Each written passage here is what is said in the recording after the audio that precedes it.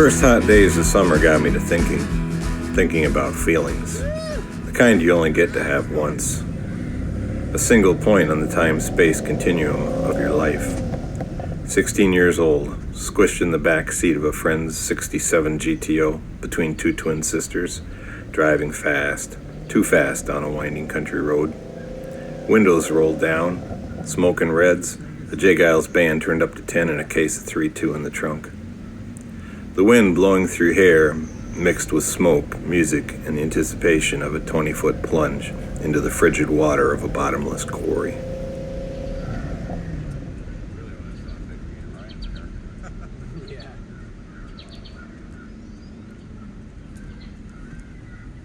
I grew up in St. Cloud, Minnesota, where abandoned stone quarries were plentiful. The time of my youth came just before they started fencing them off and locking them up with chain link and barbed wire. Before the time, we felt the need to keep the kids safe. My friends and I had our own secret hole just off a 2-lane farm road south of the Golden Spike Raceway. I never told my folks when we went there, as my dad loved to say, nothing good happens after midnight, and I expected he'd feel the same way about quarries. They didn't need to know. They would have said no.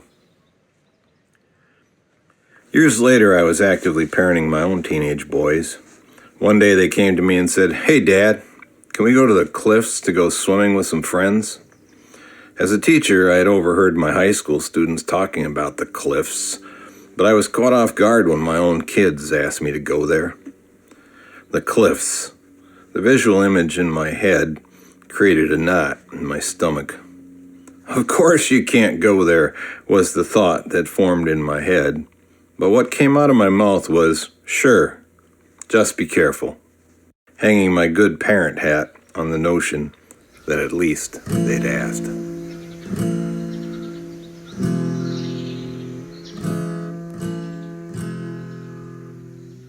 I wanted to go and check out the cliffs to make sure they were safe. I really thought about it, but I didn't. It wasn't my place, rather a willful parental blind spot. I knew it was their secret to hold, and in the end, I didn't want to steal their feelings, the kind you only get once. The space between letting go of the rope and breaking the water kind, the flying unencumbered by clothes kind, the double backflip off a queen kind.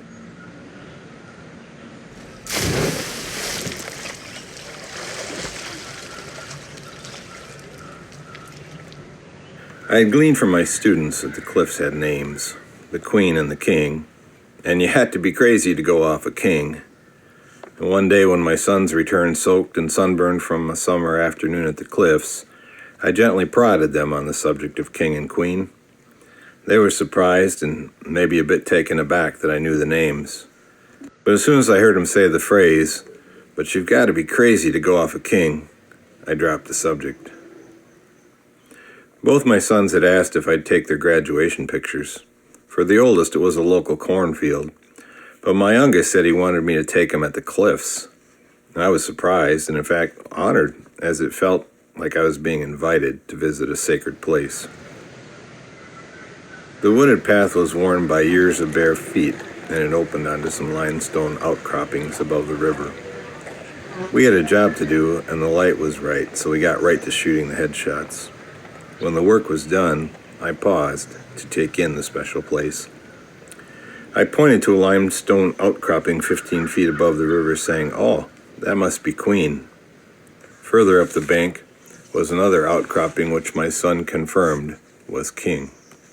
I studied it for a minute, considering the physics of it all, and I found my 16-year-old self saying to my 18-year-old son, "I could have done that."